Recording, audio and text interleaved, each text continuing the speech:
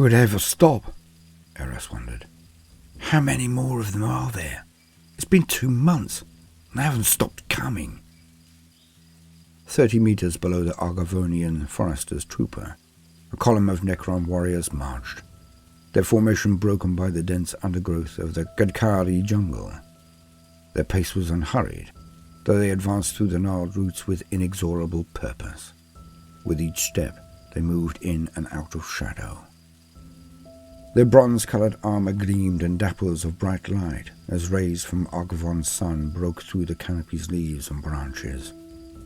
Their advance was relentless and sure-footed. The hostile landscape yielded before their tread.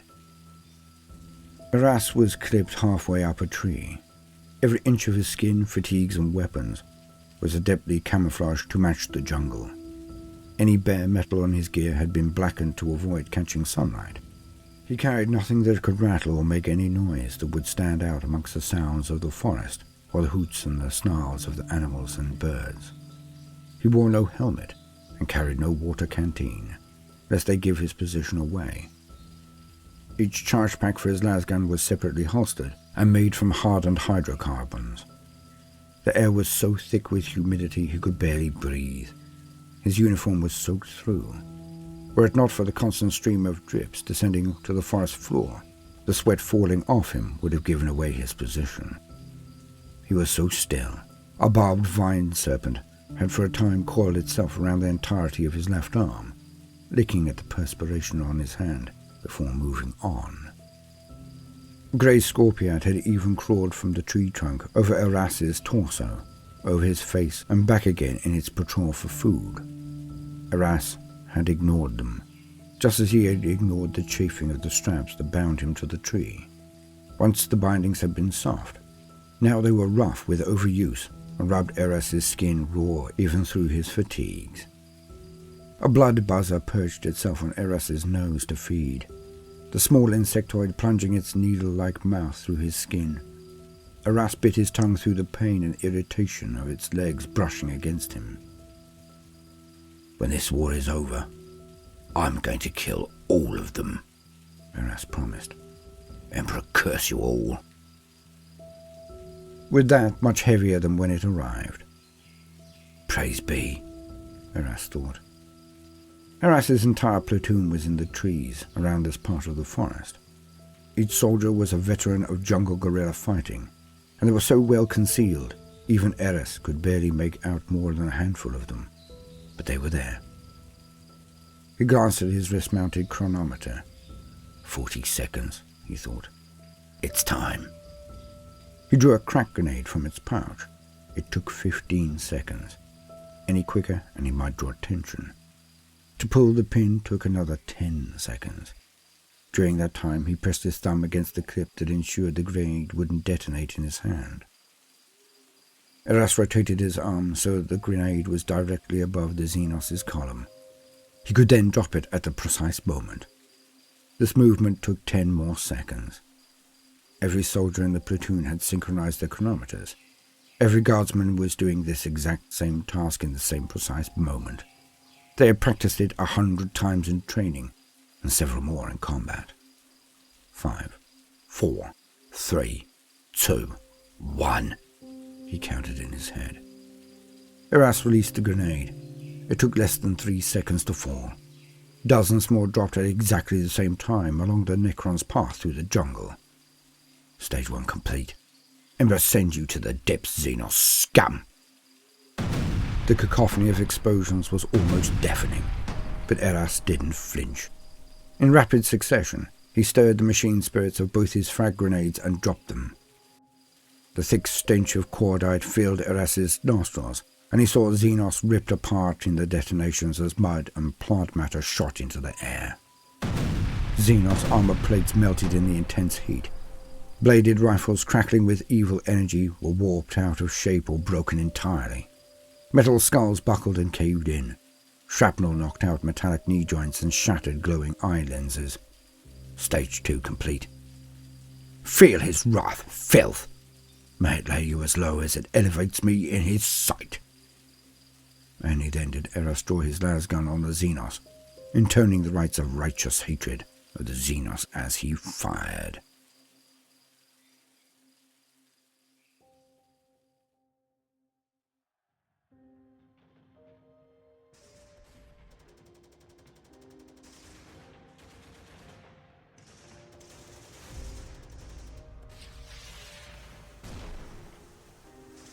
War for Argovon by Callum Davis.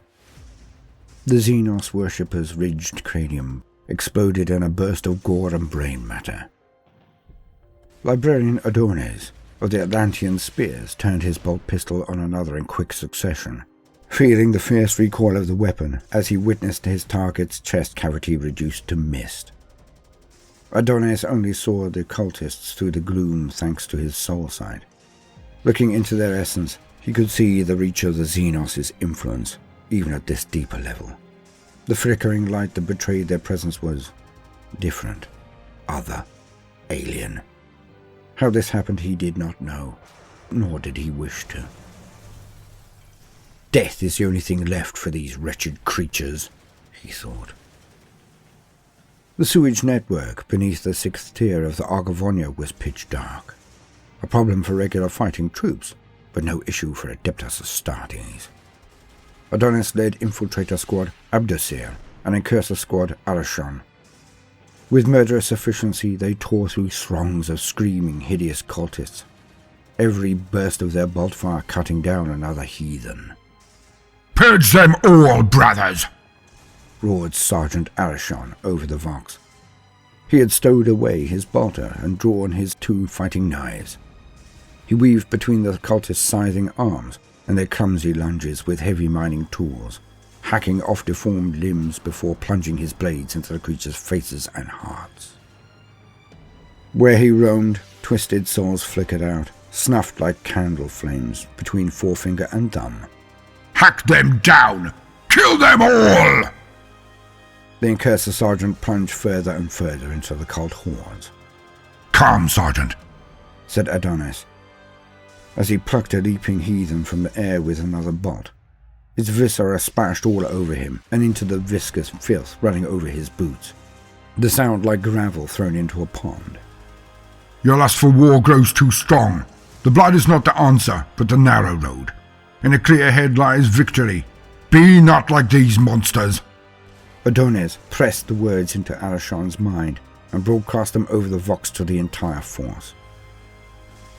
"I would not say any of you fall to the rage this day," he thought. The cultists poured from tunnels above and below. They flooded the space like starving cockroaches thirsting for flesh. Their deathly pale skin was spattered with the blood of their kin mixed with the stinking excrement-filled slime that coated the tunnel's walls. Their garments, once those of miners, were coated in filth. They snarled, snapped and screeched. Most carried weapons of their former trade, mining tools turned from rockface to war. Others bore conventional weapons looted from fallen foes. Many had sprouted third or even fourth limbs, all ending in wicked scything or razor-sharp talons. But for all their ferocity, they had not broken past the Atlantean spears. Had the Space Marines not met the cultists here, the creatures would be tearing through the sixth tier of the Arghavon even now, slaughtering the wounded in its military hospitals and the civilians taking cover in the refuges. Arashon pulled back into the rough body of his battle brothers, his sea-green armor and bronze helm caked with gore. "Apologies, Brother Librarian, and gratitude," he voxed to Adonis. "You changed control, brother. I asked nothing else," Adonis said. The cultist drew closer. Adonis holstered his bolt pistol and ignited his force spear, psychically engaging its internal crystalline fibers. "Awaken, old friend. Your services are once more required. Taste blood where I cannot. It is a time for spears, brothers. Strike true," he intoned over the Vox. "We are not the last. We are greater than it," returned the Space Marines. Warriors drew blades and bolt pistols and slammed into the onrushing tide. Each of Adonis' spear thrusts was clean, precise. He punctured hearts, impaled skulls, and skewered guts. But the creatures never stopped. He saw Onosander fall, the warrior's armor pierced by a dozen claws as filthy, covered creatures scrambled over him, only to be blown apart by a torrent of bolt shells from Brother Polus. Brother Thalas was dragged from the line after one Xenos worshipper managed to drive a blade through his armor joint. The creatures pulled him into their cultist thronging mass, dragging him into one of the pipes they poured out of. Over the Vox, Adonis could hear Thalas' shouts of defiance, his vows of vengeance, and the roaring that signaled his collapse into the rage as desperation filled his soul, and he forgot the narrow road. He will take many with him in death, Adonis thought, but shame shadows his last moments. There are too many, Brother Librarian, said Sergeant Abdosia, breaking the Librarian out of his thoughts. We cannot hold them here indefinitely, but the 6th tier will collapse if we do not. I understand, Sergeant. I will call for Brother Diadochus, an idea none could argue with, said Abdosia. Diadochus, we have need of you. Descend beneath, Adonis said, reaching out to Diadochus' mind through the ether. Yes, Brother Librarian, replied Diadochus. 2 more Atlantean spears fell before Diadochus reached the group, though Adonis felt his presence before he heard him. The loudest sound the Invicta warsuit made was caused by its ceramite-clad piston-driven legs, crushing the corpses of cultists. The Atlantean spears parted in disciplined form to make room for it, keeping their eyes and weapons on the foe even as they fell back. The moment Diadochus had a clear line of fire, he leveled his Prometheum cannon. Heat washed over Adonis as Diadochus fired. The tunnel was filled with light, the screeching of dying Xenos, the chattering of heavy stubbers, and the stench of burning rubber, feces, and flesh.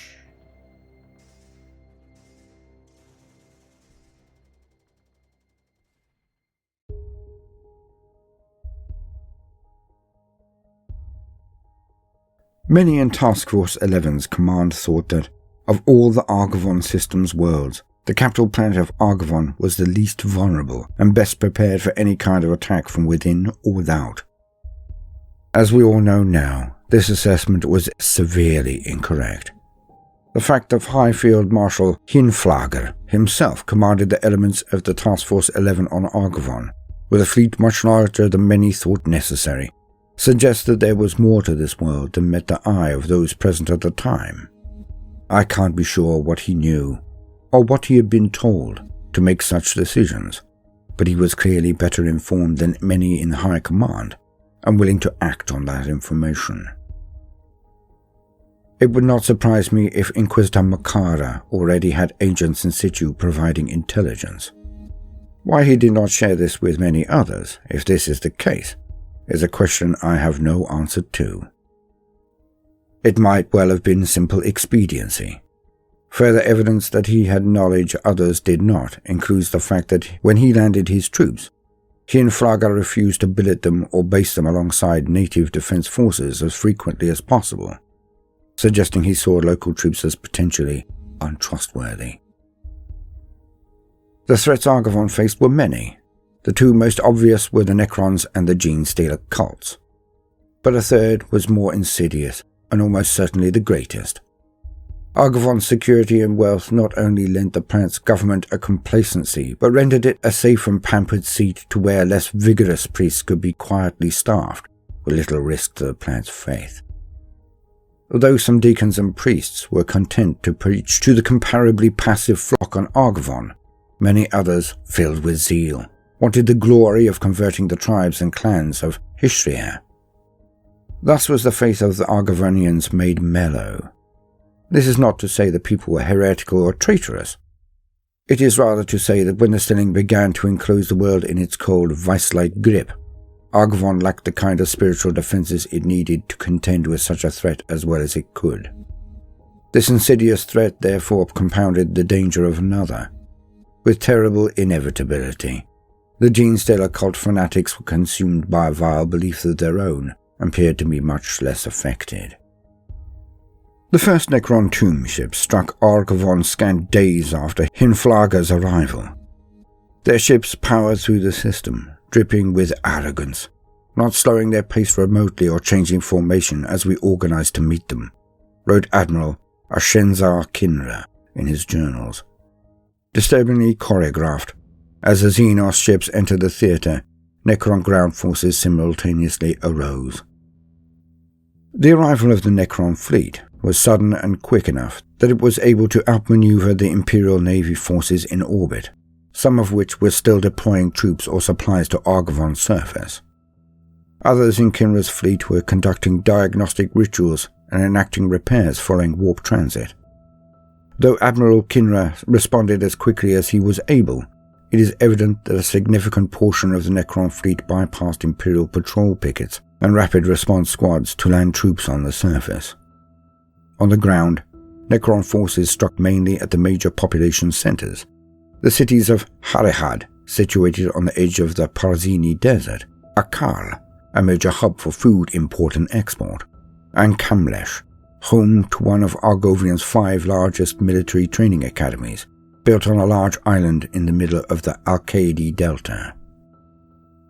Swiftly becoming hard-pressed, other locations also became centers of furious fighting. The Gadkari jungle, sat on Arghavon's equator, was one of them. The dense forest was situated near a Necron tomb complex, and as Necron phalanxes marched out and into the vine-strewn jungle, the 21st, 48th, and 53rd Arghavonian foresters were hastily mobilized and moved to stop them. The troops of these regiments, all born and bred in the deadly terrain, fought a guerrilla war so devastating and successful that Necron forces had still failed to leave the jungle 4 months later. The Necron's patience, if these Xenos have such a concept, appears to have run out some time after this, as they proceeded to systematically destroy the jungle in its entirety, acre by acre, rather than move through it. Thousands of foresters were incinerated in the terrible firestorms created by swarms of bombercraft and the salvos of Necron artillery, or they were consumed when the Necrons unleashed clouds of xenomechanical anthropods to voraciously mow down the forest.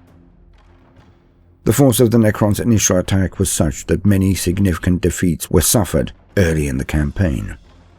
To name but a few, these include the sinking of the Ruby Isles, which saw the beautiful archipelago wiped off the map, the massacre of Luzel Ravine, where the 67th Miasman Red Cowls were completely destroyed as they attempted to reach a Necron staging area, and the Battle of Bloody Doab, where the 384th Mordian Iron Guard, 89th Takaran Iron Men, and 73rd Sondoran Gearheads were trapped between the Uliar and Peverus rivers, which were particularly high and flowing rapidly after the spring snow melt. Nevertheless, Keen Frega's strategy saw Imperial forces begin to regain a degree of control. His was a harsh, but in my view necessary, method. He made calculated choices to abandon a number of settlements, cities, and locales, and he gathered his strength in defensible areas to push out again.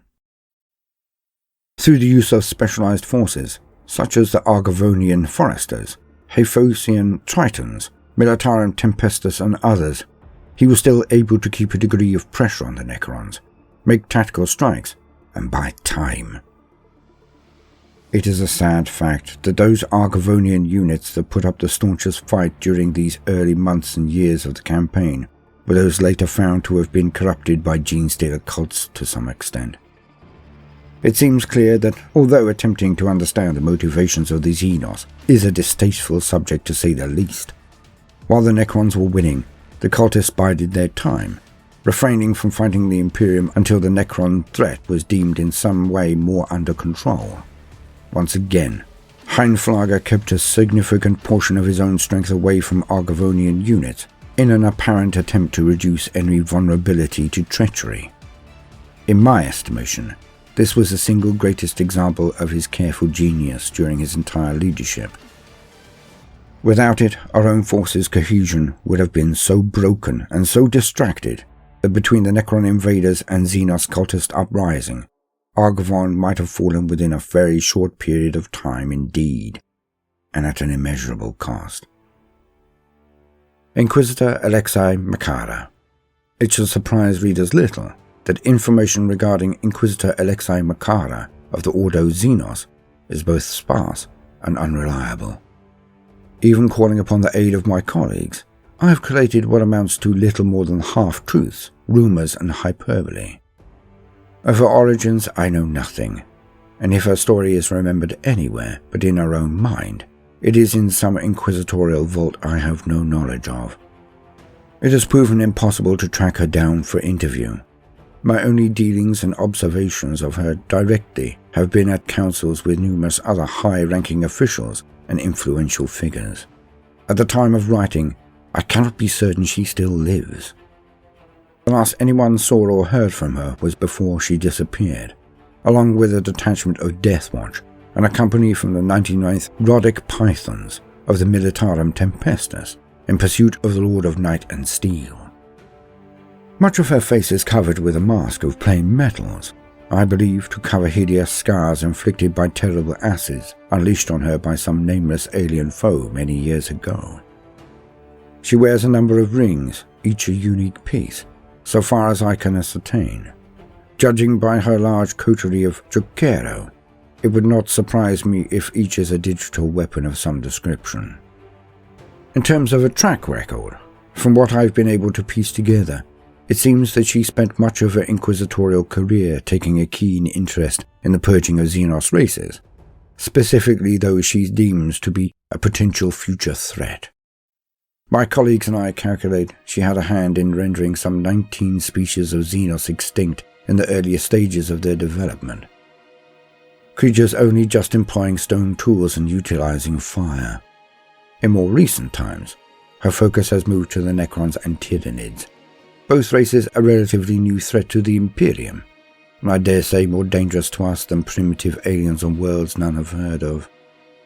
Makara is, or indeed was, a figure of small stature but great impact. Her knowledge of her primary foes was considerable, and proved to be of immense value to Task Force 11 Command. This, combined with intelligence provided by her network of contacts, which certainly had been based on Argovon before the Great Rift even emerged, was instrumental to Imperial success during the Battle of the Abidal Catacombs, where the 932nd Cadian and 22nd Sashani fought a murderous counter-insurgency operation against elements of the Cult of the Four-Armed Emperor. Imperial troops eventually crushed the Xenos worshippers and purged their highest echelons, thanks to Makara's strategies and tactics hard-gleaned fighting against ambushes of the same cults on other worlds. Her input was also vital to Imperial victory during the storming of the Isabel Fissure. Her knowledge of Necron wraith and destroyer abominations was of great advantage to the 75th and 902nd Lazkarine Thunderers, 37th Voxorian Venators, and 3rd Zibket Tomahawks. The regiments were able to lure rampaging destroyers into prepared killing zones and operate efficient sentry procedures to best protect themselves from their terrifyingly unpredictable wraiths. The Siege of Argovon. The Argovon was the seat of the planetary governor, a colossal edifice that was at once city, palace and fortress. In it was situated almost every element of Argovon's government. Millions dwelt there. Soldiers, scribes, politicians, tech priests, administrators, ecclesiastical staff, and countless others. The palace fortress was several layers of defences, known as tiers, each constructed as Argovonia's population eclipsed its capacity. Even beyond its outmost walls, there was a vast populated area, housing menials and day labourers for the most part. It was from Inquisitor Makara's close analysis of this battle that a great deal of vital information was believed to have been learned about the Genestealer cult uprisings on Argovon, the most important fact being that they do not appear to have been planned to occur at this time. Standard procedure, as much as can be ascertained, is that a growing cult waits until it's confident it has a firm grip on its world and that world's government before showing itself. The crucial observation made by Makara was that, whilst clearly some Xenos agents had infiltrated parts of the government, they had not come close to the highest echelons of power. The cultists were numerous indeed, that was of no doubt, but the assault very much came from without. The city's upper tiers, where the primary government functions were situated, remained, on the whole, secure, though the battle was marked by highly intense fighting as to stymie infiltrations often assisted by traitorous agents on the inside. With few cultists and higher reaches of power, it was evident in her eyes that the cults themselves had not reached their full maturity when they rose up. The most popular theory as to why they rose is that, with the Necrons attacking and Imperial forces arriving, they felt under significant enough threat that their hands were forced. The Arghavon spent years of the war under constant attack by the cult of the four-armed Emperor. The defenders were determined, well-supplied and well-equipped. The attackers were ferocious and fanatical. Neither side had the upper hand for years. To call it one battle is nothing less than a massive oversimplification. But that is what posterity, the so-called histories lessers have attempted to record, remembers. In reality, the total of individual battles was practically without number. Vicious skirmishing raged for 5 months in the Arghavonia's 8th tier as the 3rd Arghavonian pikemen fought to keep cultist fanatics and infiltrators from the 9th tier's Flennen bastion, which had been rendered vulnerable by Xenos saboteurs and mutated monstrosities. Their efforts were reduced to nothing when the cultists launched an all-out assault spearheaded by the 87th Arghavonian Iron Lancers, who had almost fallen entirely into the cult's venomous embrace. The militia stood little chance against hundreds of sentinels and Leman Russ battle tanks, and their route to safety was ultimately cut off and they were destroyed.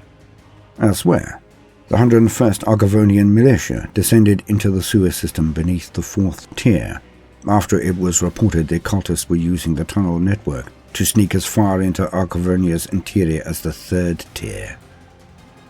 After 3 weeks of issuing regular yet increasingly frantic reports from ever deeper inside that stinking labyrinth, the communications stopped.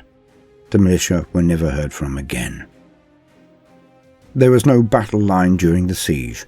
Flashpoints, last stands and counter-offensives occurred so rapidly and fluidly that strategos could not keep up with the swings of advantage. Pockets of Imperial troops that seemed surrounded would be part of an established front line just minutes before appearing lost, such as the elements of the 677th Arghavonian line holders maintaining the tripartisan of Milintathygus. After fighting for days to maintain a link to them, the 12th Arghavonian pikemen were broken and overrun. The line holders were thought doomed. An unexpected breakthrough at a breach in the 2nd tier's wall meant that the 13th Arghavonian foresters and the 14th Voxorian venators fought their way to them, however. On other occasions, the lines ebbed and flowed on a daily basis as areas fell and were retaken. Estates, administratum blocks and streets, thought fully purged and cleansed, flared up in ferocious fighting shortly after being declared safe. Thousands of wounded troops, being conveyed to the relative safety of a part of the 5th tier, were ambushed and slaughtered on the Lengen Causeway, days after it was retaken by the battered remnants of the 82nd Dremian Fusiliers, who had spent weeks securing it. The Blessed Raised. The Blessed Raised had never been encountered by the Imperium before their uprising on Argovon, and it is quite possible that the cult originated there. It appears that the cult grew out of Arghavon's deep fissure prospector associations, as well as more remote outposts of the better established extraction guilds. They seem to have attached some kind of spiritual significance to tremors, earthquakes, magma flows and other geological phenomena, linking these events to their so-called deities in numerous different ways. Picked recordings of cult propaganda indicate that they referred to their uprising as the Great Quake, that would see the total collapse of the oppressors dwelling on Arghavon's surface.